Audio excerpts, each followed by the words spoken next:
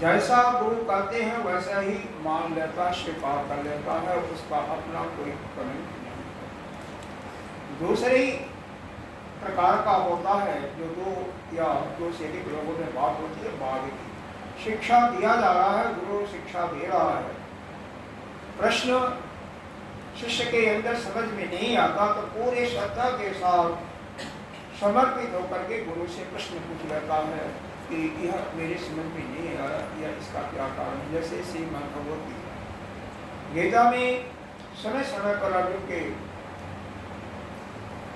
85 प्रश्न किए और उसका उत्तर भगवान ने दिया। वहां पर अर्जुन भगवान के प्रति पूर्ण रूप से समर्पित है। समर्पित हो करके श्रद्धा के साथ भगवान से प्रश्न किया है, तो इस को हम कहते हैं वाद। यह वाद के अंतर्गत लिया जाता है, जानना चाहिए, इसीलिए इसकी बात करता है। तीसरा जो है, तीसरे प्रकार का संवाद होता है जल संवाद। जल, ये दोनों को समझ में आ गया, तो जल की बात मैं करता हूँ। जल में क्या होता है कि श्रद्धा नहीं होती है, सुनने वाले का जो वक्ता होता है उस पर श्रद्धा नहीं होती है और अपनी ही बात कहता रहता है। जैसे आजकल टीवी पर कमेंट आता रहता है। आपके रामचरितमानस में लंका कांड में भगवान राम रावण को संकेत करते हुए यही कहते हैं, जनि जल कना कर सुजस नासहि नीति सुनहि करे क्षमा। जल, इसी को कहा जनि जल कना कर सुजस नासहि, अपने नाथ अपने जस को गंवा रहे हो, नीति सुनहि करे क्षमा। संसार मह को विषद्रविद पारस रसाल, परस एक ओलहि फलहि ओलहि अपर फलहि केवल लागहि, कहीं कहीं करहि अपर करहि केवल लागहि। जैसे वृक्षों में एक परास होता है, रसाल कहते हैं आम को, और परस कहते हैं कटहल। परास में केवल फूल आता है, फल नहीं आता है। शायद आप जानते हो, परास के पत्थर पर भोजन भी परसा जाता है। रसाल आम के वृक्ष में फूल भी आता है बौर के रूप में और फल भी आता है। और कटहल में आप देखेंगे फूल नहीं आता, केवल फल ही आता। उसी प्रकार से इस पुरुषों में, मनुष्यों में कुछ तो केवल कहते हैं, करते कुछ नहीं। कहना बोलते रहते हैं, करना कुछ नहीं है। दूसरे ऐसे भी होते हैं जो कहते हैं उसको करते हैं, जो वादा कर दिया वो करते हैं। और तीसरा कहते कुछ नहीं है, बिल्कुल शांत रहते हैं, केवल करते रहते हैं, केवल करते हैं। तो और चौथी टाइप की गाड़ी होती है जो संवाद हो रहा है एक दूसरे के बीच में, उसको कहते हैं वितंडा। वितंडा का मतलब श्रद्धा भी नहीं है और दूसरे के जो कुछ कह रहा है हम उसको काट देते हैं। हम कुछ नहीं कहते, अपना मत नहीं बताते हैं। अगर जैसे आजकल पार्लियामेंट सेशन हो रहा, आपका क्या पॉलिसी है, अगर आप होंगे तो क्या होगा, उसको नहीं वहाँ पर बोलेंगे, पर आप जो कह रहे हैं सब गलत है। सही को भी गलत कहना और गलत को गलत कहना तो अच्छा ही है। तो जो कुछ आप बोलोगे उसको सबको हम काट देंगे, सब कुछ गलत करेंगे। अपनी बात हम कुछ नहीं करेंगे कि हमें क्या करना समय आएगा। तो इस प्रकार से यह चार प्रकार के एक दूसरे के मध्य में संवाद होते हैं। संवाद, वाद, जल्प और चौथा होता है वितंडा। इसी प्रकार से वाणी से चार पाप भी होते हैं। शायद बताया था या नहीं, नहीं। चार प्रकार के पाप होते हैं वाणी से, कुल 10 प्रकार के पाप होते हैं। यह जानना इसलिए आवश्यक है कि आप लोग भी वाणी बोलते हैं और उससे बहुत प्रकार के पाप अनायासी होते हैं। पहला तो यह है, किसी को कड़ा बोल रहे हो या गाली दे रहे हो, स्वाभाविक है। जो आदमी के बीच में बात हो रहा है, ये सुना रहा है, दूसरा सुन रहा है, बुरे रूप में उनको लगा रहा है। दूसरा, वह मनुष्य तीसरे का और प्रेजेंट नहीं है, वर्तमान में आपके पास नहीं है, उसका दूसरे से चुगली कर रहे हो, निंदा कर रहे हो। निंदा सुनना शायद कभी बताया था, बहुत बड़ा पाप है। तो सुनने वाले को भी पाप लगता है और जो निंदा कर रहा वो तो पाप का भागी होता है। ये समझ में आ रहा? तो एक तो सीधे किसी को नकारना, गाली देना या बुरा भला करना। दूसरा हो गया कि किसी की निंदा या चोरी करना। तीसरा होगा झूठ बोलना। झूठ बोलना भी बहुत बड़ा पाप है। आपके शास्त्र में वेद में लिखा हुआ है, उपनिषद में सीधे आज्ञा दिया गया है, सत्यम बोलो, सत्य बोलो। मातृ देवो भव, पितृ देवो भव, आचार्य देवो भव, अतिथि देवो भव। माता, पिता, आचार्य, गुरु, और चौथा अतिथि कोई आ गया। अतिथि किसे कर दिया जो बिना बताए आपके दरवाजे पर आ गया, जो समय दे करके रिश्तेदार आ रहा वो अतिथि नहीं होता। जो बिना बताए कोई भी आ गया, चाहे आपका जानने वाला हो या न हो, कोई भी आ गया वही अतिथि होता। अतिथि का पूरा सत्कार करना, नहीं करोगे तो उससे आपको प्रत्यवाय नाम का पाप लगता है, दोष लगता है। ये तीन चीजें होगी, बहुत बृहद डिटेल में हम नहीं जानेंगे। तो पहला क्या हो गया? पहला तो हो गया कि किसी को भला बुरा कहना या गाली देना। दूसरा हो गया किसी की चुगली या निंदा करना। तीसरा झूठ बोलना। चौथा होता है किसी की बात सुनना ही, बस बोलते जाना, जैसे कि चंदा के रूप में जो कुछ वह अगला बोल भी रहा है लेकिन आप अपनी बातों को करते जाओ। ये दो आदमी बात, इसको दूसरे शब्दों में हम कहते हैं असंबंध प्रलाप। शास्त्रीय भाषा में इसको कहते हैं असंबंध प्रलाप। दो लोग बात कर रहे हैं, जैसे मान लीजिए यहाँ पर बस गोविंदन पर आपको कुछ बताया जा रहा है या कुछ भी ज्ञान दिया जा रहा है, सिर्फ पुराण की बात की जा रही है, लेकिन इस विषय से संबंध नहीं रखने वाला बीच में कोई बोल रहता है, आ गया और बोल रहता है कुछ अन्य बात, संसार की बात, या कुछ इस जो सब्जेक्ट है सब्जेक्ट से अलग बोल रहता है, तो उसको कहते हैं असंबंध प्रलाप। संबंध नहीं है लेकिन फिर भी उसकी चर्चा किया जा रहा है। इसका मतलब जो कुछ वार्तालाप चल रही है उसमें बाधा पहुंचा रहा है। ये समझ में आ रहा नहीं? मान लीजिए कोई भी दो आदमी बात कर रहे हो, सीधी बात है, यहाँ पर ज्ञान की बात है, वो बात कर, तीसरा आदमी लेकर के अन्य किसी बात को उस बीच में छेड़ जाता है, तो आप लोगों से जो बात हो रहा है उसमें बाधा को पहुंची ना। उसी प्रकार से कथा हो रहा है, सत्संग हो रहा है, तीसरा आदमी कोई बिना मतलब के कोई चीज पर बोलने लगता है और चुप भी नहीं होता, उसको सही वितरता के रूप में कर रहा है, लेकिन उसको कहते हैं असंबंध। यह चार प्रकार के पाप वाणी से समझ में आ रहा। इसलिए कम से कम आज से जो कुछ समझ में आ रहा है नहीं आ रहा है, कम से कम किसी को भला बुरा मत करो। जो भी आपको दुख परेशानी हो रही है आपके कर्मों के फलस्वरूप मिल रहा, दूसरा कोई करने वाला कुछ देने वाला नहीं, इसको अच्छी तरह से मानो। किसी की देखो माताओं में बहनों में ज्यादा होती है निंदा करने वाली, चुगली करने वाली। यह जो आती है भाई जब काम करने वाली ना, वो कितनी जगह चार जगह करती है काम और दूसरे घर की बातें सुनाती रहती है, बोलती रहती है। तो यह बातें सुनोगे तो भी आपको पाप मिलेगा।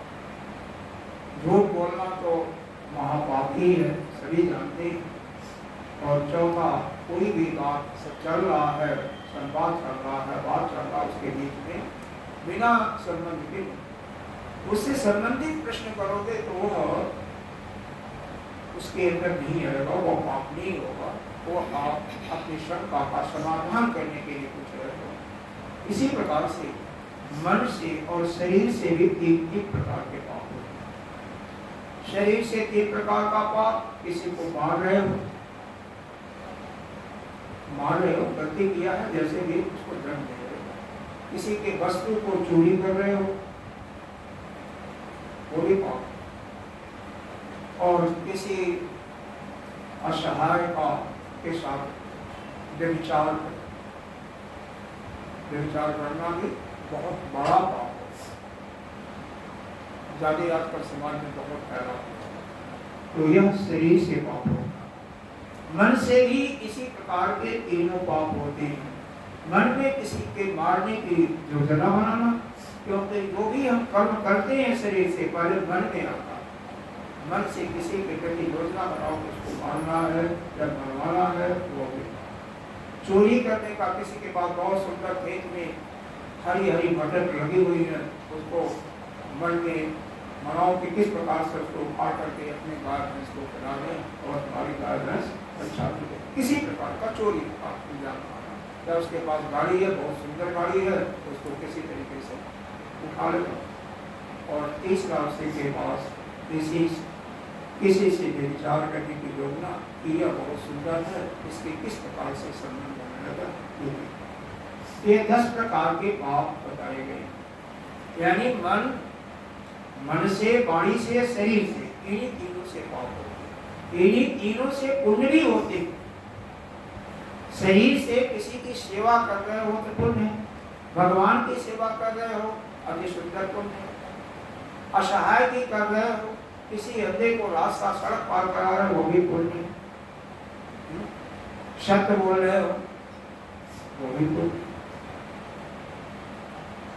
आप किसी की बड़ाई कर रहे हो, वो भी पुण्य है। उसी के विपरीत ले लो, जो पाप है उसी के विपरीत ले लो, वही पुण्य है।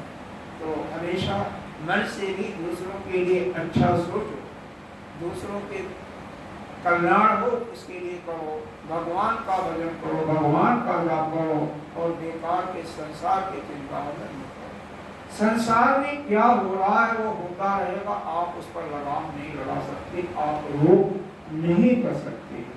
आपको करना क्या है, जब जिस समय आप खाली होते हैं, जिस समय खाली होते हैं, मेरे ख्याल से काफी समय आप खाली होते हैं, जिसमें नींद भी नहीं है, आपकी नींद नहीं, सो नहीं रहे हैं, भोजन भी नहीं कर रहे हैं, कुछ काम भी नहीं कर रहे हैं, कुछ सुन भी नहीं रहे हैं, उस समय अपने मन को कहो उस प्रभु का, जिसको भी मानते हो आप, जिससे भी आपका प्रेम है, उसी के नाम का जाप किया करो। गुरु दीक्षा जो लिए है, गुरु के मंत्र का जाप करो। और नहीं तो भगवान यहाँ पर हमारे इस सनातन धर्म में तो सैकड़ों देवी देवता बनाए, लेकिन मुख्य रूप से 5 ही देव के उपासना की बात चर्चा की गई है शास्त्रों में।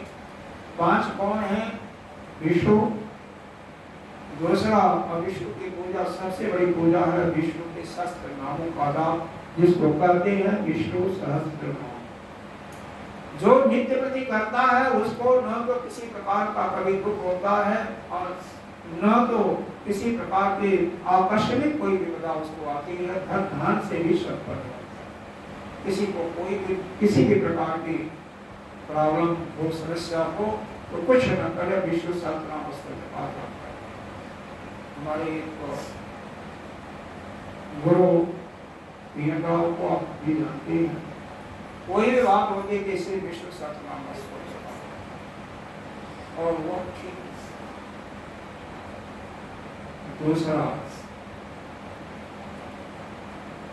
दूसरा जो देव माने गए हैं बोले बाबा, जो सर्वत्र परिणाम, और उन्हीं की आदि शक्ति माँ पार्वती या माँ दुर्गा को, काली को, सब की। तीसरी उन्हीं के परिवार में, यानी उन्हीं का परिवार ब्रह्मा चौड़ा है, 3 देव गणेश को, इसमें कार्तिकेय को और नंदी को नहीं दिक्कत। 3 तो भगवान भोले बाबा की, एक विष्णु हो गए, और भोले बाबा विष्णु भगवान के राम के रूप में तो हमेशा उनका जाप करते ही रहते हैं, तो 4 ही हो गए। 5वां जो है देव, वो सूर्य भगवान, जो कि अगर उन्हीं की कृपा से आप भोजन करते हो, जल पीते हो, अगर उनकी कृपा ना हो तो बारिश ना हो तो जल भी नहीं पी सकते, पानी का सतह कितना नीचे चला। इसकी सबसे बड़ी विशेषता, आप राजस्थान के किसी शहर में जाओ, अभी जा रहा हूँ और वहाँ पर उसका नाम लेते ही हमें पंचदेवों की याद आ गई। वो पंचदेवों की पूजा वहाँ पर विशेष है, जगह जगह पंचदेव की मंदिर बने। बीकानेर का सारे राजस्थान, क्यों? वहाँ पर रेगिस्तान भी है ना, आजकल वो रेगिस्तान हर घड़ी में परिवर्तित होता जा रहा है। पंचदेव की पूजा वहाँ पर जगह जगह पर मंदिर, पंचदेव मंदिर के रूप में उसका नाम ही रखा जाएगा पंचदेव, पांचों की मूर्ति। वैसे सूर्य भगवान की कहीं मूर्ति नहीं है, साक्षात भुवनेश्वर के पास कोणार्क है, वहाँ पर उनका मूर्ति की स्थापना की गई थी। वो भी अंग्रेजों ने उसको तोड़ दिया। एक जा रहा था जहाज उनकी, और उस जहाज पर कुछ विघ्न बाधा आई उस मूर्ति के बिंदित प्रतिबिंब के कारण, और उन्होंने उनका राज चल रहा था उसको रखा हुआ है, वैसे देख सकते हैं वहाँ पे। तो इस प्रकार से पंचदेवों की पूजा करनी चाहिए, और इन्हीं में से किसी एक देव को अपना आराधना मान लो, अच्छा। अगर नहीं है तो राम कृष्ण किसी को मान लो, हनुमान जी किसी को, और उन्हीं की पूजा करो, उन्हीं की रखना। अब हम अपने मुख्य विषय पर आते हैं। कल विषय में श्लोक की चर्चा हो रही थी, जिसमें कहा गया था कि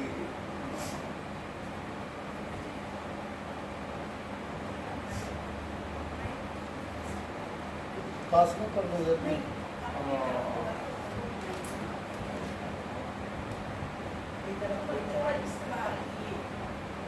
भगवद गीता किंचित गीता गंगा जल का गीता सप्रतप येन मुरारि समर्था प्रियति तस्य जनी।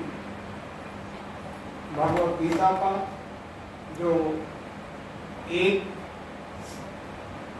श्लोक, आधा श्लोक, आधे में आधा कुछ भी नित्य प्रति अगर पाठ करता है और गंगा जल का एक बूंद भी ग्रहण कर लेता है, और यही मुरारी करते हैं। मुरारी की चर्चा यानी विष्णु भगवान की जो नाम लेता है, जाप करता है, या उनके जो लोगों का वर्णन। मुरारी मुर नामक दैत्य को मानने वाले को मुरारी कहते हैं। तो यहाँ पर भगवान विष्णु से जो यह करता है नित्य प्रति तीन चीज, क्या हो गया? गंगा जल, गीता और भगवान विष्णु के। जमराज जो सबसे बड़े काल हैं वो उसके पास नहीं है। जब उसका अंतिम समय आता है तो भगवान के पार्षद ही आते हैं, वो भी ले जाते हैं। जमराज के दूत उसके पास नहीं आते। ये बात समझ में आ गई? ये तीनों चीज बहुत आसान है ना, मुश्किल तो नहीं है ना। तो यह तीनों आपको करना ही चाहिए।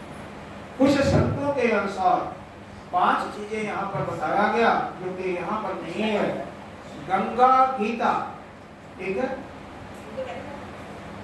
कृपया आप बात एक दूसरा सुन रहा है, नहीं सुन रहा है, आया है, नहीं आया है, उस पर आपका ध्यान रहेगा तो दूसरों का भी भंग होगा और आपका, और आप यही करते जाओगे। यह ग्रहण आपके अंदर नहीं। भूल जाइए कौन आ रहा है कौन नहीं आ रहा। मर होते होते बहुत जानते, क्योंकि आपका मन कहाँ लगना चाहिए? इसमें वक्ता के तरफ होना चाहिए। जो कहा जा रहा है उसको सुनिएगा तभी तो कुछ अंदर आएगा, और सुनिएगा नहीं तो फिर कैसे आएगा?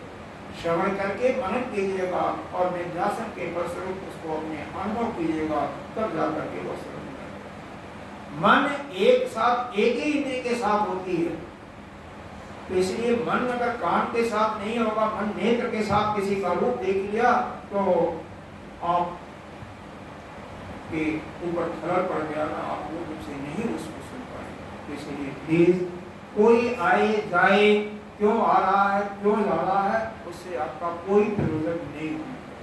जो सुनेगा वो उसके लिए होगा, हमारे लिए कुछ नहीं होगा।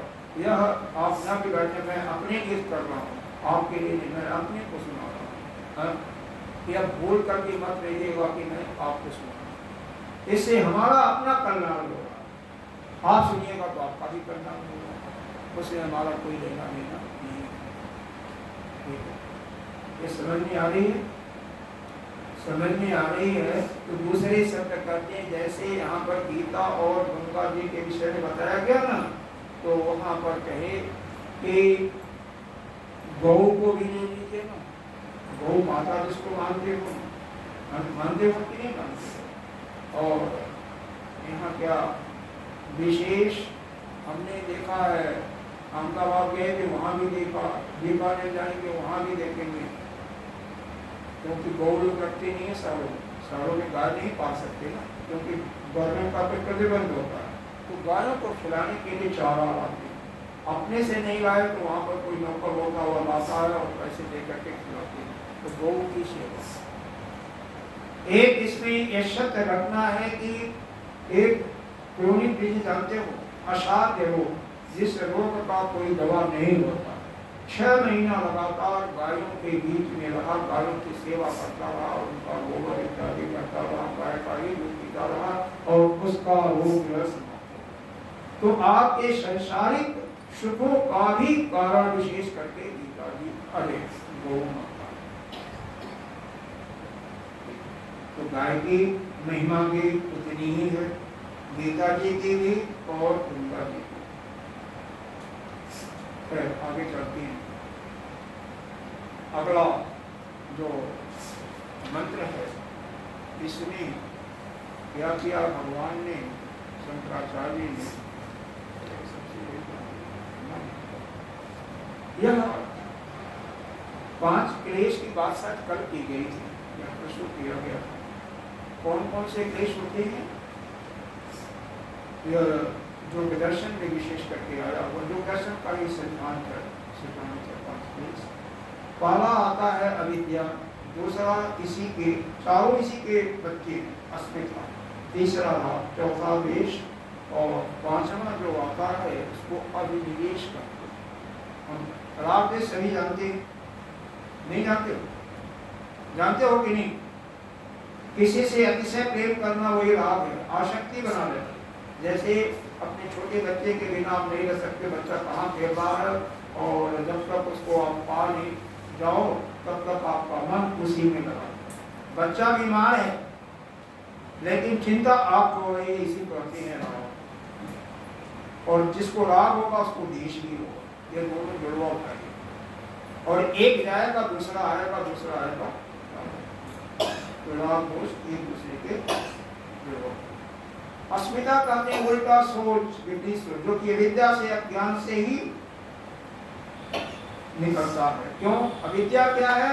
हमारे शरीर के अंदर जड़ और चेतन दोनों मिले हुए। जड़ क्या है? यह शरीर जड़ है, इसमें मन बुद्धि चित्त अहंकार जड़ है, और इसमें जो चलने की शक्ति दे रहा है, नेत्रों को देखने की शक्ति दे रहा है, वाणी को बोलने की शक्ति दे रहा है, और प्राण को चलने की शक्ति दे रहा है, वह चेतन है। उसी चेतन के शक्ति के कारण आप चल रहे हैं।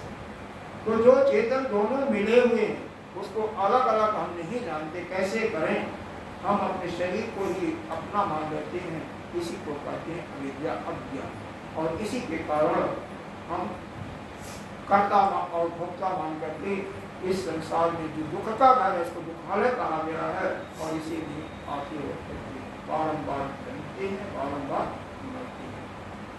अभिनिवेश कहा गया है कि सबको मालूम है कि मुझे एक दिन जाना है, मरना है, फिर भी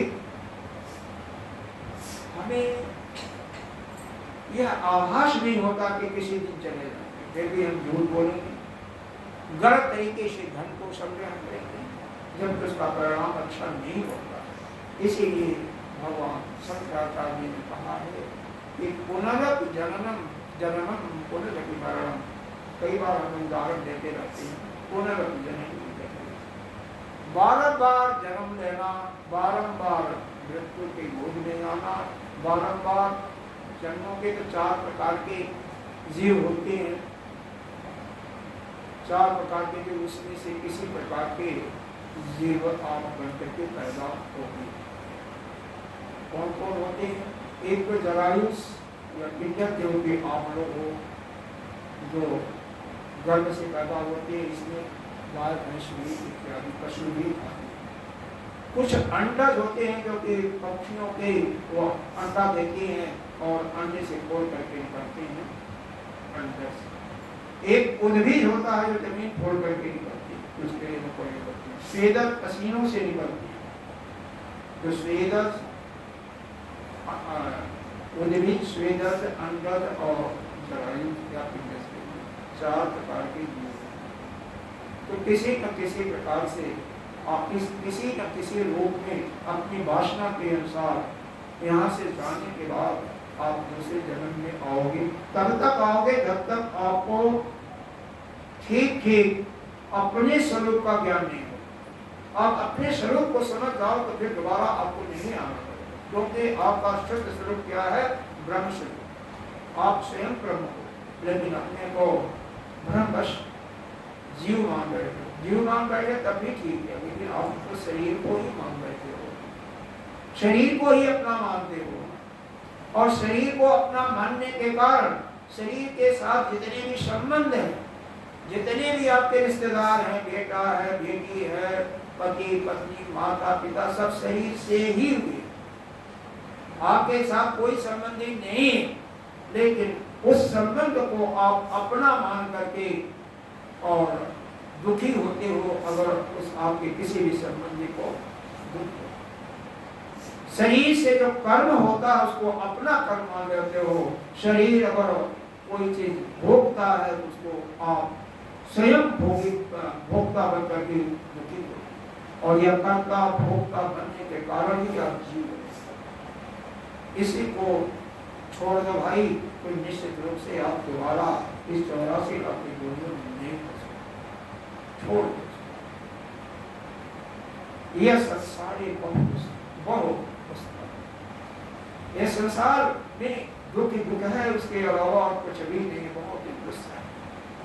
कृपया पारी इसलिए मोर नामक दैत्य को मारने वाले विष्णु की चर्चा की जा रही है कि हे भगवान नारायण, नारायण का मतलब होता है नर, आयन माने घर, जिनका घर मनुष्यों का हृदय ही है, मनुष्यों के अंदर सबके अंदर विराजमान है, इसीलिए उनको नारायण कहते हैं। तो हे नारायण, हे विष्णु, आप आकर के हमारा कल्याण। यहाँ पर विष्णु का मतलब किसी से भी ले सकते हैं, जो आपके आराध्य हैं उन्हीं को ले सकते हैं।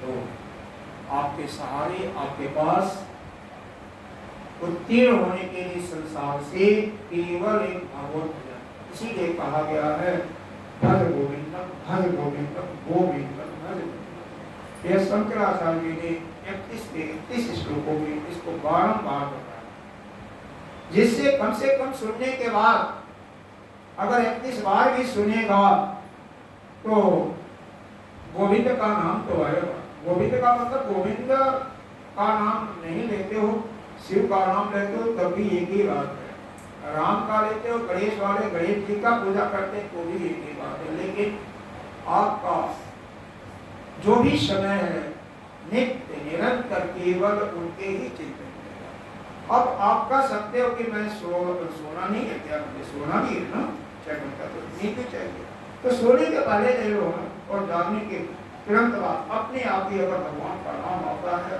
तो समझ जाइए कि आपका कल्याण होगा। वो 6 घंटा भी आपका क्या हो गया, वो भी भगवान का चिंतन के लिए हो गया।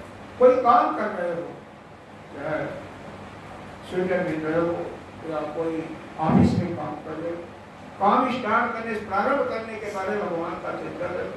अरे गांव में जाओ, एक किसान को देखो, जैसे ही वो हल उठाता हाथ पर तो हल खड़ा गया, तैसे ही वह जय श्री राम भगवान का नाम लेगा।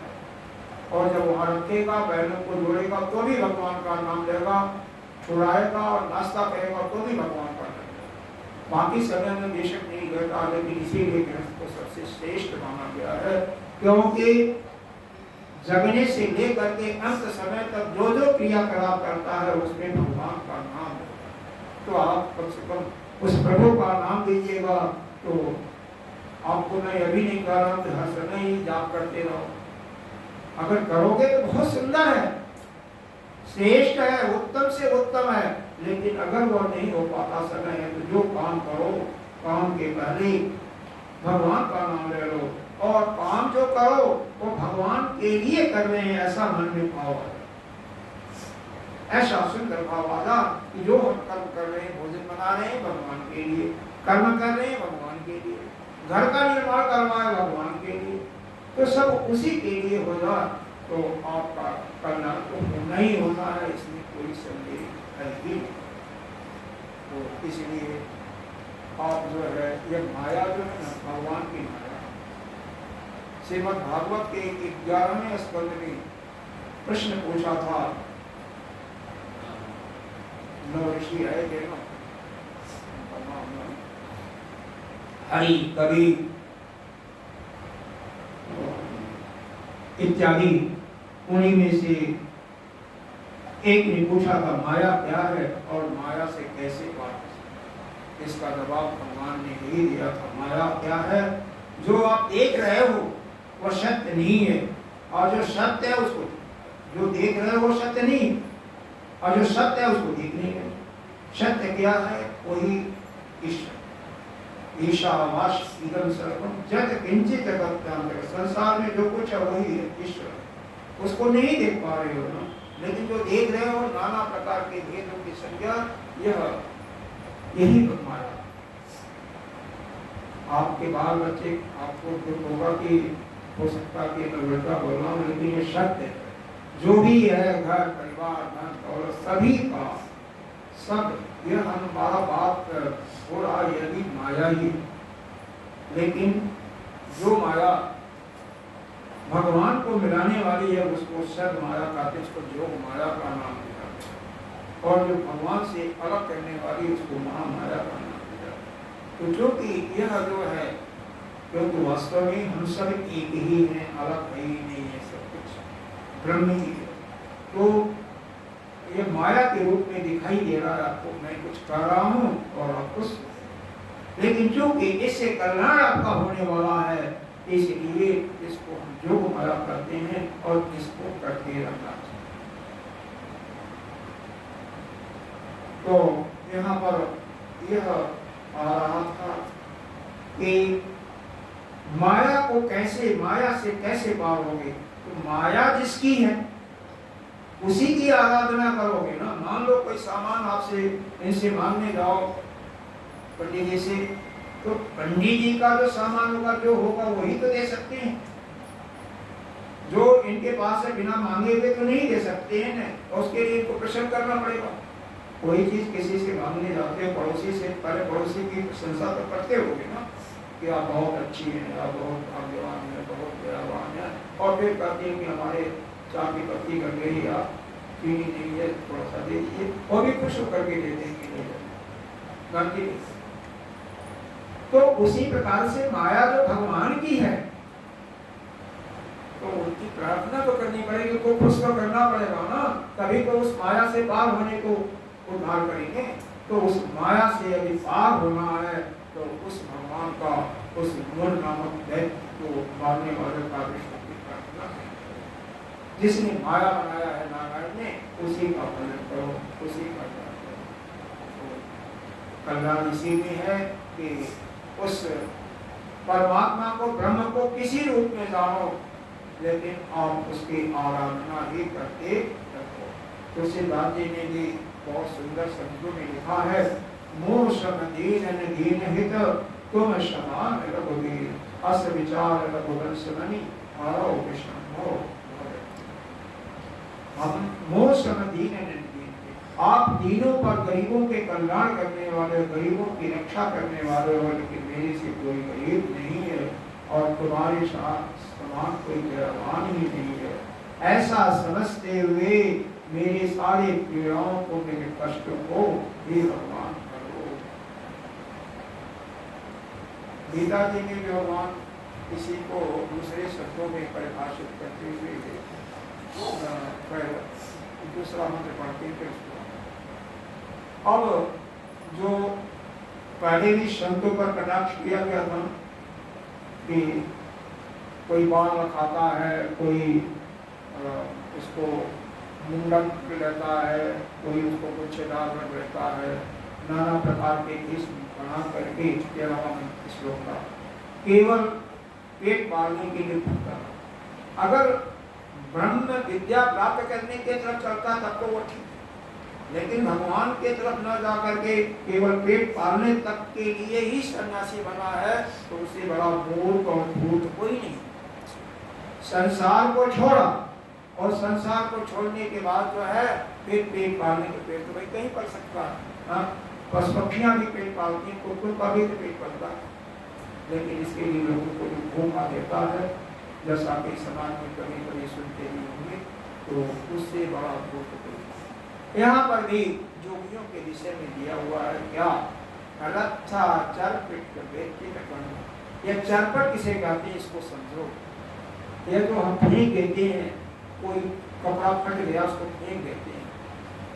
शमशान घाट पर भी कपड़ा पड़ा होता है, कभी कोई नहीं उठाता, तो उसमें जो शुद्ध होता है थोड़ा सा ठीक ठाक होता है, उसी को चीर करके अपने तन को ढक लेते हैं जो भी, उसको कहते हैं लच्छा चरपट। जो कुछ चीज इसको कहते हैं, इसको जो फट जाता है ना उसको क्या कहते हैं, चिथड़ा।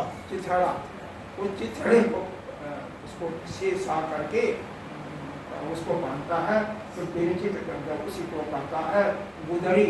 गाढ़ा हो गया तो उसी को बिछाते ही हैं, उसमें ऊपर एक कपड़ा सूर्य लपेट लिया, उसी को गुदड़ी करते हैं, बनाते हैं। कई लोग बच्चों को सुलाने के लिए बनाते हैं, तो वो गुदड़ी को जो केवल धारण करता है वही बनता है।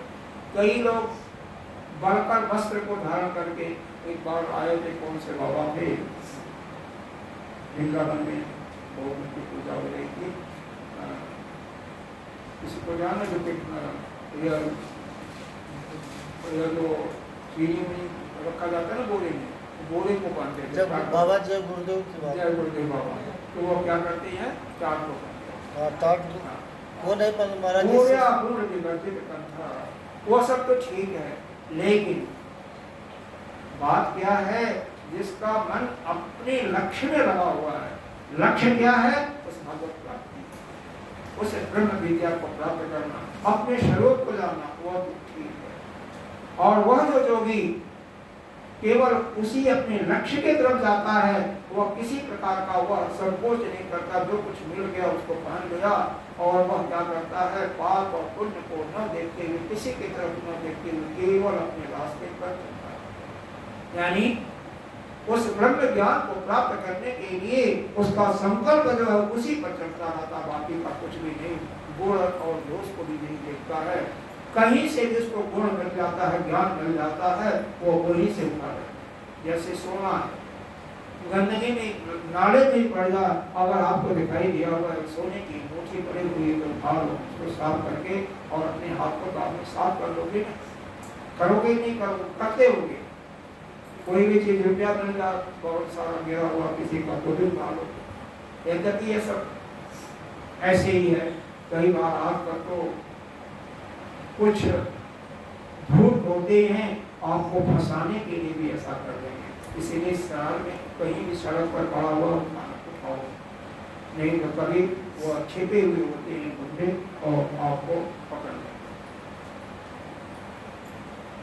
खैर तो नहीं, जोगी योग नियोजित चित्ता, जोगी योग के माध्यम से योग क्या है, योग जो है वास्तव में आत्मा को परमात्मा से मिलाने की कला। योग का समाधि सूत्र का दूसरा ही सूत्र है योग चित्त वृत्ति निरोध। जो हमारे वृत्तियां चलती हैं, हमारे कर्मों के संस्कार के फलस्वरूप नाना प्रकार के व्यक्ति, एक मिनट में कितनी वृत्तियां, कितने प्रकार के भाव आ गए। अभी विचार आया कि अभी हम चल करके एक किसी की नौकरी लगी थी, किसी बच्चा था वो 20-22 साल का था, शादी भी उसकी हो गई थी और पहली नौकरी लगी थी। तो भगवान की आरती हो रही थी, भगवान के मंदिर में पहुँचता है, जब पहुँचता है तो कार्य करता है कि कहीं आप हमारी पहली तनख्वाह मिली है, 100 रुपया भगवान को चढ़ाएंगे। ठीक, जब आरती समाप्त हो जाती है, कति को देखता है लोग 1 रुपया, 2 रुपया, 5 रुपया चढ़ा में, 10 रुपया चढ़ा देंगे बहुत। और जब उसके पास थाली आती है तो कोई एक का सिक्का होता वही दे करके निकल जाता है। कहने का तात्पर्य यह है कि मन के अंदर कभी अच्छा करने का भाव आए तो तुरंत उसको कर डालो, बाद में यह मन बदल जाएगा। और सभी का मन बदलता है, इसमें कोई अतिशयोक्ति नहीं है। अभी आपका मन करेगा कि नहीं हम कथा करने के लिए में कोई आगे आ रही या बात में उसमें लाएगा यूट्यूब में, लेकिन यूट्यूब में सुनने के बजाय और सामने सुनने में दोनों में बहुत अंतर है। अगर आप कोई गलत करोगे, संत तो सब पर बराबर की कृपा करते हैं, लेकिन आपको डांट भी देंगे। क्यों? डांटने का उद्देश्य उनका सिर्फ यही है कि आपका कल्याण हो। उनके मन में किसी के प्रति देश भाव नहीं है, और वहां पर तो कुछ नहीं होगा।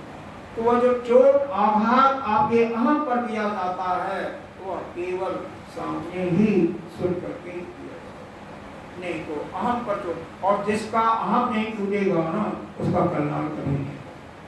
सारा दोष जो है इस बंधन में पड़ने का अहम ही, अहंकार के कारण ही आपका घर है, आपका बेटा है, बेटी है, और उसके पीछे पड़ते हैं। चलो, तो जोगी अपने चित्त को नियोजित करके, चित्त को एकाग्र करके, योग के माध्यम से, योग के यहाँ पर 8 भेद बताए गए हैं। सभी जो नहीं जानते होंगे, जो योग करता होगा वही जानेगा। पहला आता है नियम, दूसरा आता है नियम। नियम के अंदर 5 भेद आते हैं, जो कि जगह जगह अनेकों प्रकार से वर्णन किया गया है। नियम का है, पहला मतलब है अहिंसा, किसी की हिंसा नहीं करना। बहुत छोटे शब्दों में एक शब्द बताते हुए हम आगे बढ़ते समय आगे नहीं। अहिंसा। दूसरा आता है सत्य, तीसरा अस्तेय, सत्य का मतलब जानते हैं, अस्तेय का मतलब चोरी नहीं करना, ठीक है। चौथा आता है ब्रह्मचर्य, ब्रह्मचर्य का भी मतलब जानते हो। और पांचवा होता है यह जरूरत से ज्यादा संग्रह नहीं करना, किसी चीज को इकट्ठा नहीं करना, अपरिग्रह करना। इसी प्रकार से नियम के भी 5 हैं। पहला है पवित्रता। बाहर से सभी लोग एक गुड़ लगाते हैं, नहा करके खरीदते हैं, सब अच्छा कपड़ा पहनते हैं, अंदर में लेकिन राग द्वेष क्रोध लोभ मुंह भरा हुआ, उसको भी निकालो, तब जा करके आप पवित्र होगे। शौच। तपस्या करो। तपस्या करने का मतलब समता में रहते हुए, समत्व में दुख और सुख में सम रहते हुए जो कष्ट हो रहा है उसको सहो। गर्मी और सर्दी दोनों को सहो, क्योंकि एक आया दूसरा चला जाएगा। तो यह सहने में जो शक्ति होती है उसी को तितिक्षा कहा जाता है, उसी को तपस्या भी करती है। पानी में रहना, भूखे रहना, उसको तपस्या यहाँ पर नहीं मानता। कुछ लोगों का वही धारणा है, तो ठीक है ऐसे, क्योंकि अंदर आपके वही परमात्मा निवास करता है, उसको भूखे मत मानो। तपस्या उपवास करो, लेकिन एक लिमिट के अंतर्गत है।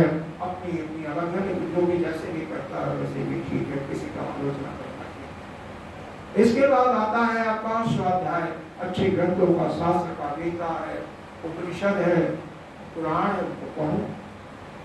और फिर आता है ईश्वर प्रणिधान, सब कुछ करके अपने ध्यान को परमात्मा में। उसके बाद शरीर को ठीक करने के लिए निश्चित आसन पर घंटों बैठे रहो, उसके लिए आसन, नाना प्रकार के आसन का वर्णन किया जाता है। फिर उसके बाद आसन के बाद इस श्वास को, प्राण को संयमित करने के लिए प्राणायाम का विधान है। प्राणायाम के बाद फिर यह चारों में नियम आसन करना, ये चारों पहले की साधना के रूप में आते हैं। और 5वां प्रत्याहार, जो कि जो आहार या भोजन है, ज्ञानेंद्रियों से आप ग्रहण करते हो, यहाँ से शब्द, नेत्र से रूप, यहाँ से गंध, रसना से स्वाद, और यहाँ से त्वचा से स्पर्श। इनको नहीं ग्रहण करना, उसी को प्रत्याहार कहते हैं। और प्रत्याहार करके अपने आप को बंद कर दिया। कान खुले तो रहेंगे, कान में बंद नहीं करोगे, लेकिन बाहर की वस्तु सुनाई न दे, ऐसा होता। यही 2 इंद्रियां सबसे खराब है। तीसरी इंद्रिय रसना नहीं खराब। फिर किसी एक वस्तु पर लगातार ध्यान रखता है, भगवान पर ध्यान है, कहीं वहां से हटे न हटे तो खींच करके उसी को धारा करते हैं। और जब आप उसी में काफी समय तक लग जाते, उसी को ध्यान रह जाता है, ध्यान भी खत्म हो जाता, केवल आप और भी होती हो। और जब आपका अस्तित्व भी गायब हो जाता है वही समाधि हो जाती है या आत्मा समाधि। और वह योगी इस प्रकार से अपने चित्त को नियोजित करके अपने इंद्रियों पर मन पर विजय प्राप्त करके एक बालक के समान, एक पागल के समान घूमता फिरता है, उसको किसी चीज का कोई मतलब नहीं होता है। इसका उद्देश्य इस जो श्लोक का यही अर्थ है कि आप अपने अंदर जो यह गुण दोष की प्रवृत्ति है उसको दूर करके एक बालक की तरह, जिस प्रकार से बालक वर्तमान में रहता है, उसको न कल किसने मारा था, कल जिस लड़के ने मारा हो उसके साथ खेलेगा, उसको प्यार करेगा और भविष्य की चिंता नहीं करता, उसी प्रकार से आप केवल वर्तमान में हो, आपको कोई दुख नहीं होगा, यह गारंटी मैं दे सकता हूँ। और लेकिन पीछे की बात की कल क्या घटना होगा, कल किसने गाली दिया, किसने मारा आपको, किसने डांटा, उसकी चिंता मत करो, उसको भूल जाओ।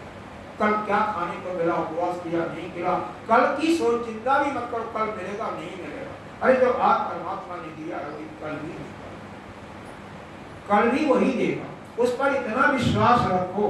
एक शेर का एक दिन उसने मुनीब से कहा कि मुनीब जी आप देखिए हम कितने, हमारा तो धन है, कितना धन है, कितने पेड़ियां बिना कार किए हुए खा सकती है, कुछ भी न वो प्रयत्न करे तो खा सकती है।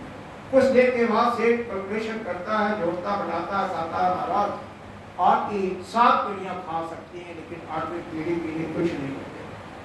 अब वो घबरा जाता है कि हमारी 8वीं पीढ़ी क्या करेगी। अब सोच वह एक सत्य के पास जाता है, सत्य से अपनी व्यथा को, दुख को कहता है। सत्य कहते हैं कि बगल में एक झोपड़ी है, उसमें बुढ़ा और बुढ़े रखते हैं, बहुत तपस्वी हैं। अगर सुबह सुबह सूर्योदय के समय में तुम अच्छा भोजन करा करके उनको संतुष्ट कर दोगे तो तुम्हारे पास 8वीं पीढ़ी क्या 10वीं पीढ़ी तक का भी सब कुछ धन दौलत हो जाएगा। कहता है ठीक है महाराज। और आपको नींद नहीं आती है, नसीहत को सठानी को, नौकर को भी नहीं लगता कि नौकर उसके यहाँ बहुत से खाना, वैसे एक सठानी कभी नहीं बनाती कि नहीं तो उसने सठानी और सेठ भी मिल करके 56 प्रकार के व्यंजन तैयार किए, लेकिन जो कभी किया नहीं है ना, पहली बार काम करता उसमें समय बहुत लगता है। करते करते 1 घंटा 1.5 घंटा दिन आ गया और फिर आया कि बहुत लेट हो गया, जल्दी जल्दी सबको ले करके जाते हैं वहाँ पर और आवाज़ देते हैं। एक डंडी टेकते हुए वृद्ध माता निकली, करती हैं बोलो क्या बात है बेटे, बोल तो जाता नहीं था लेकिन बोला उन्होंने। फिर कहते हैं आपके लिए हमने पकवान बनाए हैं, इसको रख लीजिए। कहते हैं बेटा आज तो मैंने खा लिया, हमें अब इसकी जरूरत नहीं है, हमारा थोड़ा शांत हो गया, तुम इसको ले जाओ। कहता है कि शाम के लिए रख लीजिए। कहते हैं किसी चीज का परिग्रह नहीं करते, किसी चीज को इकट्ठा करने में हमारा विश्वास नहीं है। तो सेठ कहता है शाम को कौन भोजन देगा? उन्होंने कहा जो आज सवेरे दिया है, अभी दिया है और शाम को भी दे देगा, हम किसी चीज को देगा। सेठ को वहीं पर ध्यान हो जाता है और वो सेठ के अंदर धन इकट्ठा करने की प्रवृत्ति थी, उससे वो तो कोई चीज इकट्ठा करने की प्रवृत्ति रखने से आपको कुछ लाभ नहीं होगा। आप वर्तमान में रहो, न भूत की चिंता करो न भविष्य की, आप हमेशा सुखी रहो। सुखी रहोगे कोई दुख नहीं होगा। और जब भी आपका मन पीछे जाएगा, पीछे की किसी घटना को याद करेगा तो दुखी होगा, उसको सोच सोच करके दुखी होगा। भविष्य की चिंता करोगे तो ही दुखी होगा। इसलिए यह सब नहीं करना चाहिए। चलो एक गीता जी का ये श्लोक पढ़ लेते हैं। इसमें उदाहरण दिया हुआ, मैं अपने आप नहीं पढ़ रहा। संतुष्ट सततम योगी अतात्मा दृढ़ निश्चय नई अर्पतो मनोबोधो मन भक्त सब एक 12वें अध्याय का ही जो भक्ति योग है उसी का 14वां श्लोक है। भगवान कहते हैं वह योगी, क्योंकि योगी की बात आई थी तो योगी की बात आई थी, तो योगी की बात करते हैं। जो योगी सब तरह से संतुष्ट है, अपने आप में ही है, दृढ़ निश्चय करने वाला है, अपने आत्मा में ही कराता है, आत्मा में स्थित करता है, आत्मा से ही करता है। मैं अर्पतो अपने मन और बुद्धि को मेरे को अर्पित कर दिया है, वह मेरा भक्त है, वह मुझे अतिशय। और भी भगवान इसी ने कई 8वें मंत्र में 7वें श्लोक में बोला हुआ है कि मयि एव मन अगस्तो मयि बुद्धि निवेश मयि एव अक्रोधम न संशय कि अपने मन और बुद्धि को मेरे अंदर निवेश कर दो तो तुम्हारी पूर्ण गति होगी, इसमें कोई शंका। तो यह भगवान जब सीधे कह रहे हैं कि मन और बुद्धि को हमें आपका धन दौलत नहीं चाहिए, क्या चाहिए? मन और बुद्धि दोनों को हमें दे दो, आपका कल्याण ही कल्याण होगा। हम आगे बढ़ते हैं इस श्लोक में क्योंकि समाप्ति भी करना है। अब यह प्रश्न इसके बाद आता है, काश तुम को हमको पाया, तुम कौन हो? इसकी खोज सबको करनी चाहिए। हम कौन हैं, हम कहाँ से आए? तुम कौन हो, हम कौन हैं और कहाँ से आए हैं? काल में जननी को नेता, मेरी माता कौन है और मेरा पिता कौन है?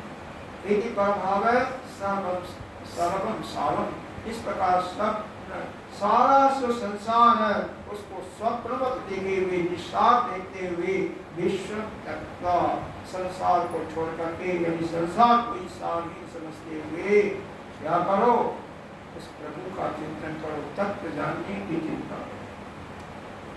एक सामवेद का एक महावाक्य है तत्वदर्शी, कि तत्व से आप और वह जो परमात्मा दोनों एक तत्व। आपके गीता जी में भी 12-18 अध्याय, इसको अगर संधि विच्छेद करोगे तो तत्व, त्वम, तत्व और 80 शब्द आता है तत्वमसि का। तो पहले से 6 अध्याय में त्वम शब्द का शोधन किया गया है, 7वें से 12वें अध्याय में तत्व शब्द का शोधन है और बाद में 13वें से 18वें में 80 शब्द का शोधन। इसी को कुछ संत कर्म योग, भक्ति योग और ज्ञान योग के नाम से भी क्रमशः संज्ञा देते हैं। तो यहाँ पर गीता जी को ही केवल करके आपका उद्धार हो सकता है, इसमें कोई दो राय नहीं है। अब विश्व को छोड़ने की बात किया जा रहा है, इसका मतलब यहाँ से जाकर के कहीं भागने की बात नहीं है, बल्कि अपने मन को या संसार के जो लुभावने वाले पदार्थ दिखाई देते हैं वहां से निकाल करके अपने मन को भगवान में रहना है। कुछ यही रहना है, कहीं जाना नहीं है, विश्व को छोड़ना नहीं है कि विश्व को सपने के माफिक छोड़ दो, तो सपने के माफिक छोड़ना नहीं है। यही रहते हुए अपने मन और बुद्धि को भगवान में लगा तो भगवान आह्वान कर रहे हैं कि मेरे अंदर निवेश करो। नहीं कर सकते हो तो जो कर्म करो भगवान के लिए करो, आपका कल्याण निश्चित रूप से होगा। तो इसलिए हमेशा इसी का चिंतन करो और इसी को जानने के लिए कि आप कौन हो, मैं कौन हूँ, जगत क्या है, ईश्वर क्या, इसी को जानने के लिए उपनिषद है जो वेदों का सार है। चारों वेदों के 108 उपनिषद हैं, जिसमें से 10, कुछ लोग 11 कहते हैं, कुछ 10 मुख्य उपनिषद। उन उपनिषद के शरण में जाओ, शरण समझ में नहीं आता, गीता जी भी समझ में नहीं आती, तो आगे का क्या है? अगर गीता जी से भी मुक्ति हो सकती है, केवल गीता जी से, लेकिन उसका जो सार है वो आपके हृदय में फलित हो जाए, उसका विज्ञान, उसका ज्ञान प्रकाशित हो जाए, तो केवल गीता जी से नहीं, किसी एक उपनिषद का ये चिंतन करते हुए और आप उस परमात्मा को प्राप्त कर सकते हैं। किसी वस्तु को अब जानने के लिए यहाँ पर देखो, हम इस संसार में क्यों आते हैं? यह सभी ज्योतिष वाले भी हैं, इसलिए ज्योतिष की भी चर्चा कर देते हैं। वहाँ पर बताया गया है ऋणान बंधन योग, ऋण के बंधन के योग के कारण यह जीव इस संसार में आता। उसी को हम 3 रूप में यहाँ पर भाषित कर सकते हैं कि ऋण चुकाने के लिए या अपने ऋण का भुगतान करने के लिए या अपना हिसाब किताब बड़ा लेन देन बराबर करके मुक्त होने के लिए दिया। इसलिए आप यह हमेशा समझिए कि आपका जो बेटा बेटी पोता पोती आया है, या तो आपसे कर्जा लिया था और चुकाने के लिए सेवा करके चुका करके भुगतान करने आया है, या आपने उससे कर्जा लिया उसको दिया नहीं था तो वह आपसे वसूल करने के लिए आया। या कुछ लेना देना ऐसा है तो वह बराबर करने के लिए भी आया हो सकता है। तो ये 3 प्रकार से कोई जीव आता है। जीव अपने कर्मों का फल भोगने के लिए आता है, इसलिए यह कभी भी इस आशा में रहिए न रहिए कि वह मेरे लिए आया है, वह मेरा है। आपका और उसका संबंध बस इतना ही है, लेन देन का है। जैसे एक साहूकार का और उसके जो क्या कहते हैं उसको, आप लोग जो साहूकार से संबंध रखते हैं उनके बीच में कोई किसी का नहीं है। बुरा लग रहा होगा, कोई बात नहीं, लेकिन सत्य यही है कि इस संसार में किसी का कोई नहीं। सभी अपने सुख के लिए दूसरे से प्रेम करते, कोई भी। इसीलिए प्रेम करने का एक ही है, वही हमारा गोविंद इष्ट मान, किसी रूप में मान, उसी से प्रेम करो। बाकी सभी के अंदर उसको महसूस करो ना। आप ही सभी के अंदर विराजमान हो तो क्यों नहीं महसूस करते? अगर ऐसा हो जाए तो आपकी अद्वैत की साधना हो जाएगी और सभी आपके अंदर है। ऐसा महसूस हो जाए, किसी से भाव नहीं होगा, किसी से देश नहीं होगा, किसी से लोग कुछ नहीं होगा। ऐसा करते हुए आप अपने को आप इसके बाद 24वें मंत्र में क्या बताया है? तय नई च अन्य अन्य को विश्व व्यर्थम उपस्थित तुम्हें मुझ में केवल एक ही व्यापक सत्य है, जिसको आत्मा कहो, जो मैंने बताया था। इसी सत्य को उजागर करने के लिए ये श्लोक है कि हम ही आप सब में हैं और सभी आप में। तो यहाँ पर विष्णु नाम से दिया है, आत्मा के बजाय विष्णु को कहा गया। बात एक ही है, अलग मत समझो। तो तुम्हारे में, हमारे में और सभी नाना प्रकार के जीवों में एक ही है, और ये आत्मा के रूप में, चाहे विष्णु कहो, नारायण कहो, आत्मा कहो, ब्रह्म कहो, व्यर्थम मोक्ष नहीं श्रेष्ठ। इसलिए अकारण बिना कारण के तो क्यों क्रोधित हो रहे? मान लो एक कोई किसी को कहा तो गुस्सा आता है, तो क्यों गुस्सा हो? कौन क्रोधित हो? जब आप ही एक ही है, आपके सिवा कोई नहीं है, तो क्यों गुस्सा हो? भाव सब चित्त सर्वत्र, सभी के अंदर समान हो जाओ। जो शोक, मोह, लाभ, हानि, जय विजय, जो समत्व चित्त का हो जाता है उसी का करना सब समत्व। जिसके अंदर ये समता का गुण आ जाता है वह निश्चित रूप से इस संसार का जो सागर है, जो काल है, इसमें नहीं है। लेकिन हर एक को एक दृष्टि से देखें। यहाँ पर थोड़ा सा कहा जा सकता है, अनिश्चित दृष्टि से यह संभव नहीं है, व्यवहार में नहीं है। व्यवहार में तो अलग अलग व्यवहार करना पड़ेगा, लेकिन तत्व के दृष्टि से सभी एक समान है। ऐसा ही आपको चाहिए। जितने भी जीव हैं, चींटी से लेकर के ब्रह्म तक, सब में वही एक ही आत्मा है और उसी को देखना है। और अंतिम लाइन क्या कहते हैं? वांस चिरा यदि विष्णु तत्वम। तो हर परिस्थिति में अब अपने मन को एक रखो कि अगर तुम उस विष्णु पद को, ब्रह्म पद को प्राप्त करना चाहते हो, तुम्हारी यहाँ पर क्या है? वांछस्य, अगर वांस माने इच्छा, तुम्हारी इच्छा है वह चिरायु, वो जो कभी नष्ट नहीं होता, वो विष्णु, उसको पाना चाहते हो, उसी की प्रशंसा करो, उसी का ज्ञान करो, उसी का ध्यान करो। श्रीमद् भागवत में 9 प्रकार से पूजा की बात आई है ना, क्या आया है? श्रवणम कीर्तनम, श्रवणम कीर्तनम विष्णु, स्मरण पाद सेवन, स्मरण करना, पाद सेवन करना, और यह आता है कि उनका पूजा करते हो तो क्या करते हैं? पूजा करना, जिसको अर्चन करना कहते हैं, अर्चन, भजन, और क्या आता है?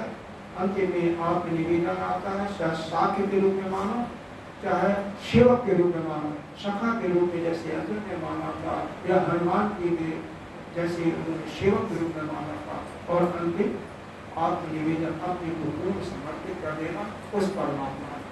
दो प्रकार से हम वेद की बातें, दो प्रकार से ज्ञान की बातें बताई जाती है, विधेयात्मक होता है, एक निषेधात्मक। विधेयात्मक मतलब बता करके उसके लक्षण क्या है भगवान के, जैसा कि बताया गया है कि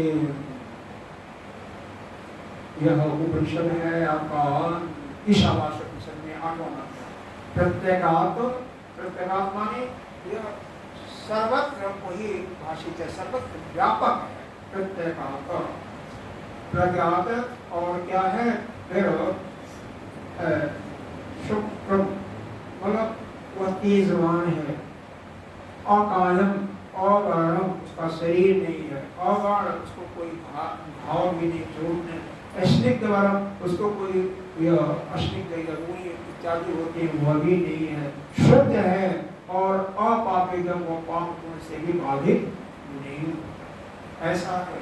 कवि है, सर्वश्रेष्ठ है, मनीषी है और सर्वत्र देखने वाला सर्वद्रष्टा है। और क्या है? कवि मनीषी परिभू, यहाँ भी ऊपर ही विराजमान है, यहाँ पर वहाँ पर करेगा से इस पृथ्वी के बाद गई ऊपर नीचे सर्वत्र विराजमान है। परिभू, परिभू के बाद आया स्वयंभू, स्वयं उत्पन्न होने वाला है, कहीं से वो पैदा नहीं होता। वह परमात्मा का लक्ष्य स्वयं यथातथ उचित रूप से सभी को अधिकार दिलाता। किसको दिलाता? अर्थात जो भी कर्म होता है किसको दिलाता है? तो वहाँ पर कहता है जगन्नाथ शासत्य समाध, जो संवत्सर इत्यादि पंचांग पंडित जी को मालूम होगा, पंडित जी तो हर साल का कोई राजा होता है, कोई मंत्री होता है, कोई संवत्सर होता है, कोई फल का मिनिस्टर होता है, कोई अन्न का होता है, सबको पार मार करके सबसे पार करवाता है। कोई दशा का होता है, वो करने वाला कौन है? जिसका कोई शरीर है, न कोई रूप है, न कोई रंग है, उसी परमात्मा का आपको ध्यान करना है। लेकिन पहले सब साकार का करते हुए उसको पाना है। वैसे विधेयात्मक, विधेयात्मक के लिए बताया, उसके लक्षणों से पहचान करके। निषेधात्मक का मतलब यह नहीं, यह नहीं, यह नहीं, जैसे ये शरीर ब्रह्म नहीं है, इसके अंदर सूक्ष्म शरीर यह भी ब्रह्म नहीं है, 5 कोष हैं, अन्नमय कोष भी नहीं है, दूसरा आपका प्राणमय कोष यह भी नहीं है, फिर मनोमय कोष भी नहीं है, फिर विज्ञानमय कोष वह भी नहीं है, आनंदमय कोष भी नहीं, उसके परे जो है वही आत्मा, जो कुछ भी नहीं वही है, जो कुछ बच गया वही उसी को, चाहे आप विधि भेद से चाहे निषेध तरीके से उसी को जानो।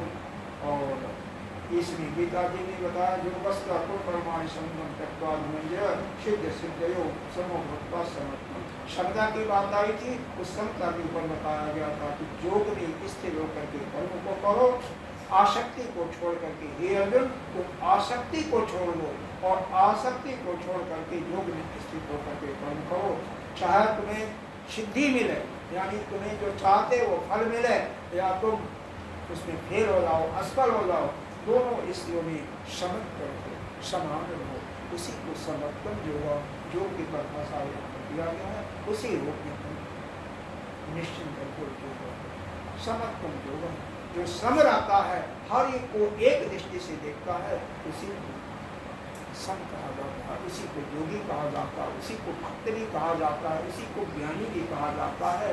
चाहे कर्म योगी हो, ध्यान योगी हो, भक्त योगी, सबको एक दृष्टि से सभी के अंदर यह गुण आता है। चलिए अगला मंत्र जो है सत्र और मित्र, थोड़ा तेज नहीं भाग गई, बहुत तेजी से तो नहीं भाग गई, जल्दी जल्दी नहीं भाग गई, नहीं आपको नहीं है, लेकिन मैं जल्दी से बहुत भाग रहा हूँ। तो हमारे पास एक 5-6 मंत्र अभी हम सुना दूँ, साल सुना देता हूँ, केवल अर्थ बता देता हूँ, जिससे समाप्त हो जाए 7 बजे, क्योंकि 7 बजे तक की सीमा है, सेवा की होती है 7 बजे तक। भगवान को देखो, उनकी आरती करना हो, पूजा करना हो, उनको कुछ खिलाना हो, बेशक खाते नहीं है, लेकिन वह समय पर किया करें। इसीलिए इस पर बहुत जरूरी है कि समय पर का हमें ध्यान रखना। शत्रु मित्र पुत्र बंधु माँ पुत्र, शत्रु हो, दुश्मन आपका मित्र हो, प्रिय हो, बेटा बेटी हो, बंधु परिवार का कोई हो, उनके लिए न तो संधि करो, रूठ गया तो मनाओ भी नहीं, कोई सुलह सपाटी करने की जरूरत नहीं है और उनसे कोई संबंध विच्छेद नहीं।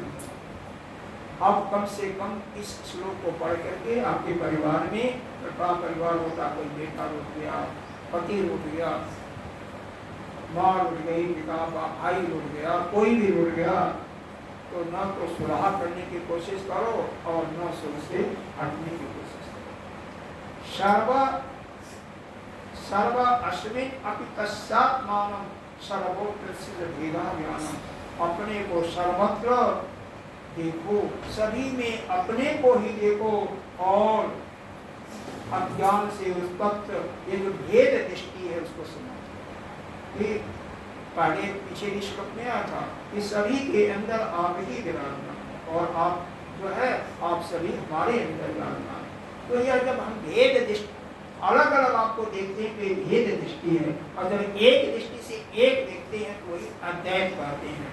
तो यही यहाँ पर कहा जा रहा है, जब सभी एक ही हैं, एक ही हैं, छोटे से परिवार की कल्पना की गई, तो आपका परिवार है, तो उसमें कोई रूठा है, कोई प्रसन्न है और किसी से संधि करने की जरूरत नहीं, किसी को मनाने की जरूरत नहीं, किसी को प्रेम करने की कोई जरूरत नहीं, क्योंकि आप ही तो हो, आपके सिवा कोई अन्य है ही नहीं है। तो वहां पर सुलह सपाटी करने की क्या जरूरत है? जैसे आजकल ज्यादा पति पत्नी में तलाक हो जाता है ना, तो लेकिन जो एकत्व को देखेगा, अभेद दृष्टि देखेगा, उसको क्या जरूरत है किसी को मनाने की? वही तो वही है। अरे भाई, पत्नी के अंदर जो आत्मा है, पति के अंदर आत्मा, दोनों तो एक ही है, लेकिन ये कब मालूम होगा?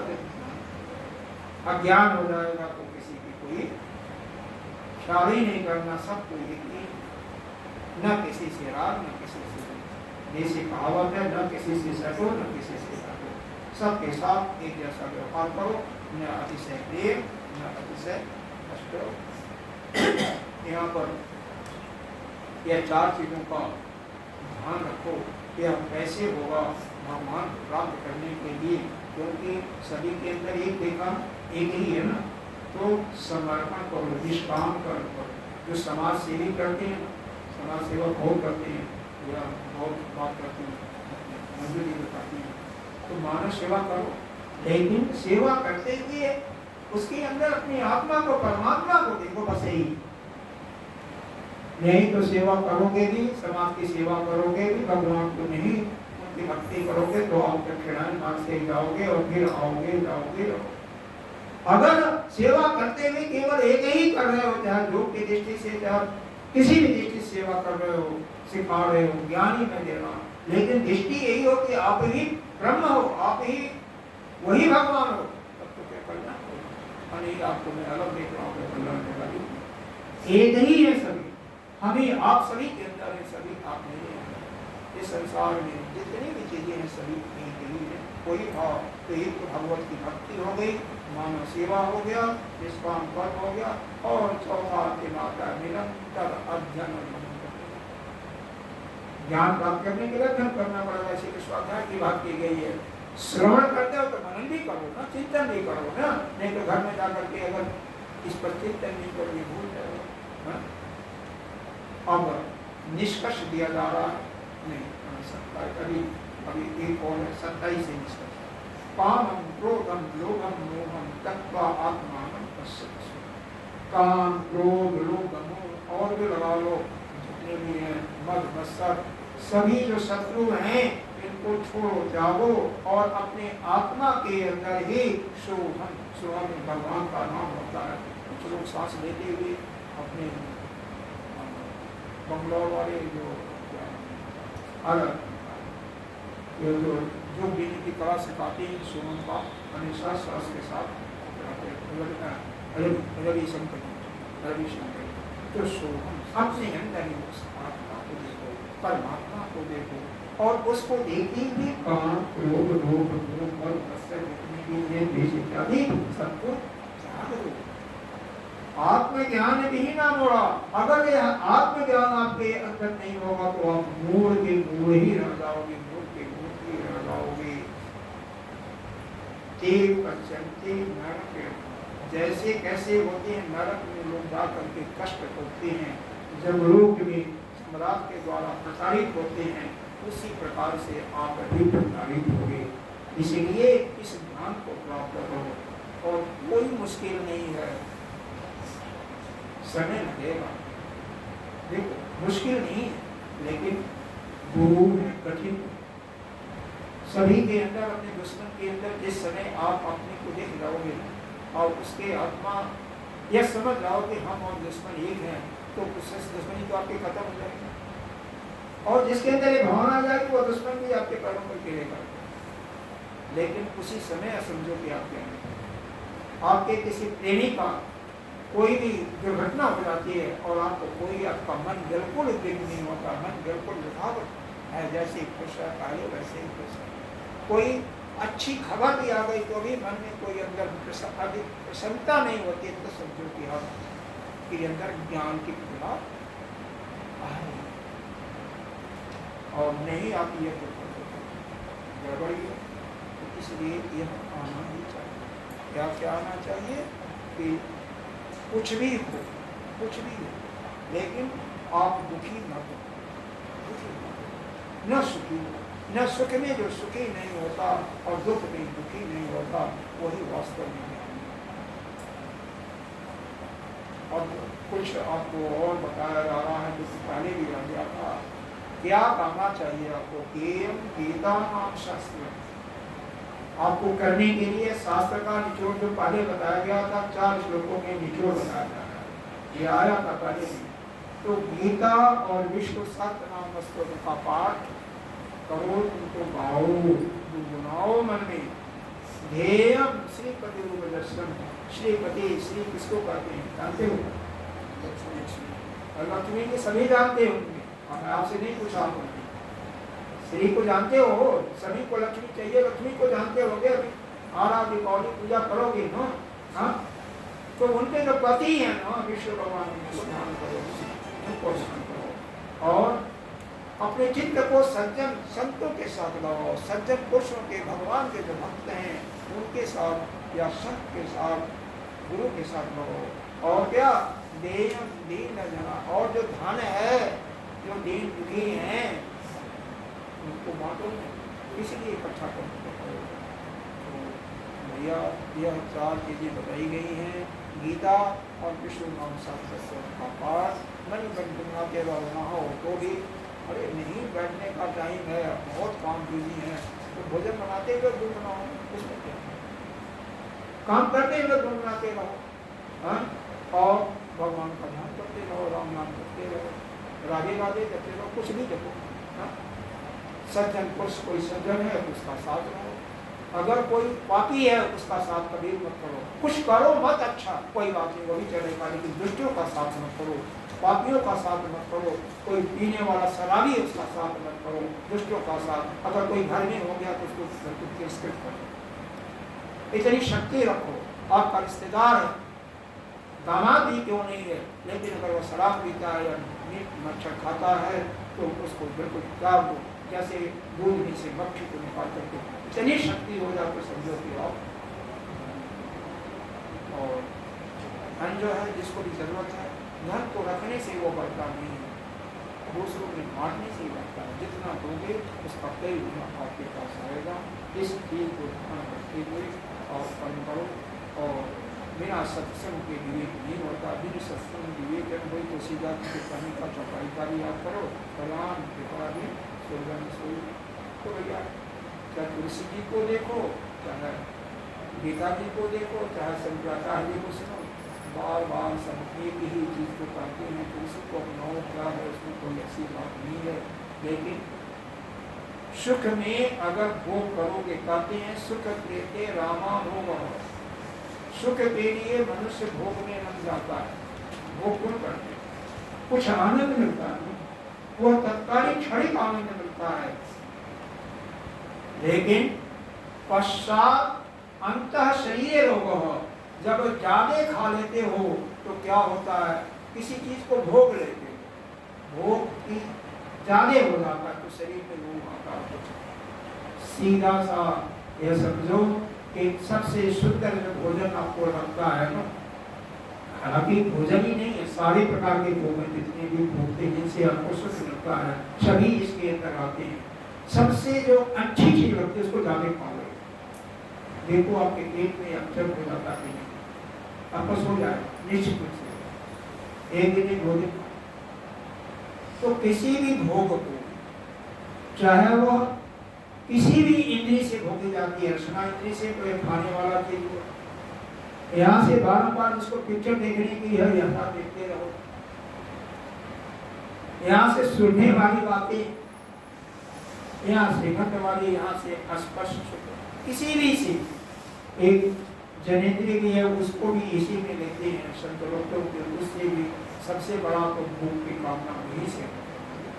तो शरीर जो है स्थिति सारी शक्तियां क्षीण हो जाए, जितना भोगोगे उतना ही शक्ति आपकी कम होगी। तो भोगों में सुख नहीं है, जो दवा कड़वी होती है, शुरू में खराब लगती है, बुरी लगती है, वही अमृत होती है, और जो खाते चखते देखते अच्छी लगती है, बाद में उसका परिणाम विष की तरफ बताया जाता है। यही बताया पश्चात अंतम शरीर, बाद में उसका, यद्यपि आप जानते हो कि लोके मरणम संसार, संसार मरणशील है, जस्ट ध्रुवो मृत्यु ध्रुवो जन्म, तो सब कुछ निश्चित है, जिसका जन्म मरण निश्चित है, फिर भी अपने पाप तक पाप का कोई नहीं छोड़ते, छोड़ो, पाप करने की कोई जरूरत नहीं है, लेकिन नहीं मत मारता तो हम क्या करेंगे, 84 लाख भ्रमण करना पड़ेगा, आप ही को करना पड़ेगा, जो पाप को नहीं छोड़ेगा उसी को करना पड़ेगा। अर्थ की बात भी पूछी गई है,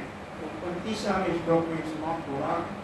अर्थम अनर्थ भाव नित्यम, अर्थ धन इकट्ठा करना वो दुख का कारण है, क्यों? नास्तिकता सुखे सत्यम, कभी भी धनी आदमी को, अरबपतियों को देखो, जो टाटा बिरला इत्यादि कभी सुख से चैन की नींद नहीं सोते, क्योंकि धन के रक्षा करने में भी दुख है, धन को कमाने में भी दुख है, और पुत्र आदि यह भी जान आता है कि पुत्र आदि कहा हुआ है, तो भाई हो, पुत्र हो, पति हो, धन को क्या करेंगे, धन भांजा देते, वो धन को छीन लेंगे, धन के कारण आपको किस भी दे सकते हैं, धन के कारण आपका गला भी काट सकते हैं। अरे यही होता है आज तक संसार में, कोई व्यक्ति यही होता, तो धन दुख का कारण है, सर्व ऐसा व्यवता, यही रीति यही व्यवहार चारों तरफ होता है। अरे देवता लोग भी यही करते हैं, दानव लोग भी यही करते हैं, मनुष्य भी यही करते हैं, इसलिए धन को भाई रक्षा मत करो, धन का उपभोग करो ना, तो खाओ, कोई रोग हो गया तो अच्छे डॉक्टर से दिखा करके उसको करो, सत्संग कराओ, लोगों को सुनाओ, आप दान दो गरीबों को, और क्या करो, नहीं तो भोजन बांटना शुरू करो, जो भी आए। आपकी माता जी बताती हैं कि किसी और की माता जी का बात कर रही थी, माता जी का कि इतना बना करके डेली लोगों को खिलाती थी, जानवरों को, उसको मैं बीकानेर में देखता हूँ, पिछले साल भी गया था, इस साल भी आज ही जा रहा हूँ, वहाँ पर आप जैसे डेली जा करके 3 बजे सत्संग के बाद कुछ लोग पहले चिड़ियों को, गायों को भोग खिलाते, बाद में सत्संग का जब तक टाइम होता उसके पहले वो खाली हो जाती है, आ करके इतना भजन भी गाती रहती है। तो इस प्रकार का लोगों से प्रेम करो, सभी में परमात्मा का वास है, जानो कि इसमें परमात्मा ही है और कोई नहीं है, इसको आप अपने दिन में पक्का बात कर लो। जो भी आयु बाकी है, शेष है, पता नहीं कितने वर्ष के हो गए, कितने समय में चले जाओगे, आज जाओगे, कल जाओगे, इसलिए बाकी समय में सभी जीवों से प्रेम करो। और इसका उपदेश का अंतिम है, बाद में प्रार्थना है। प्राणायाम प्रत्याहारम, जो करते हैं वह जानते हैं, नित्यानिक विवेक।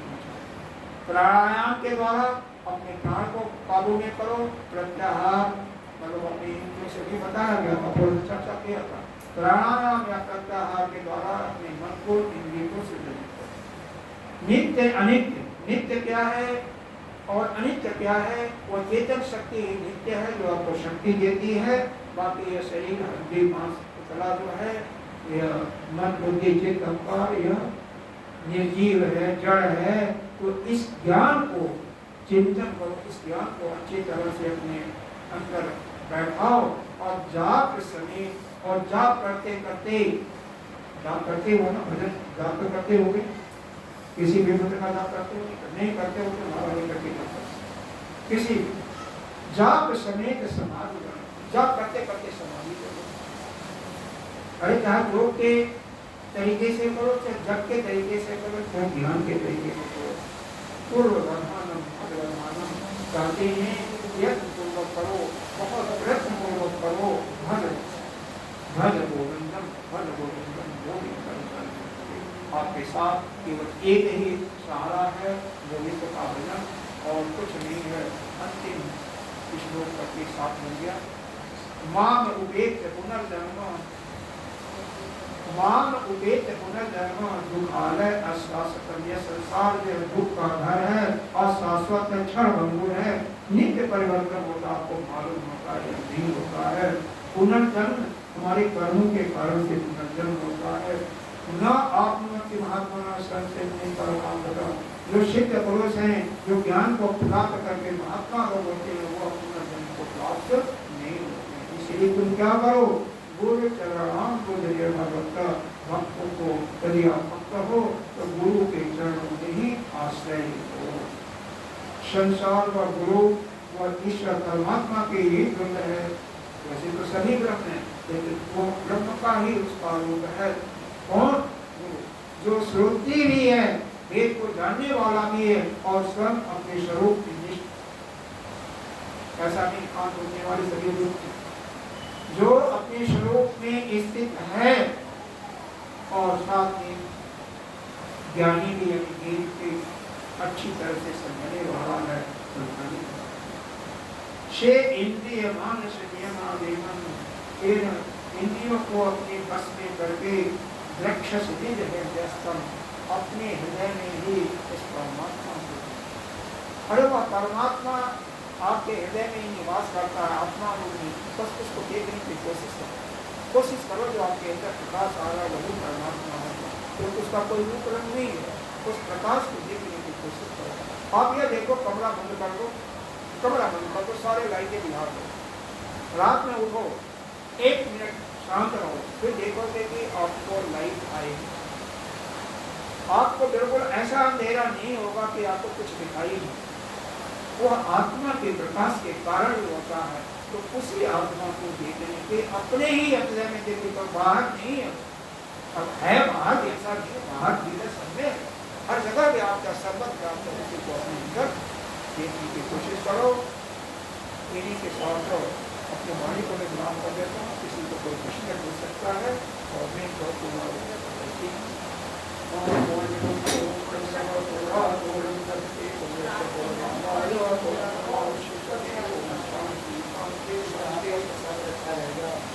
हरिओम श्री गुरु नमः। किसी को कुछ पूछना है पूछेगा। चलो इस बार वो दूसरे के बारे में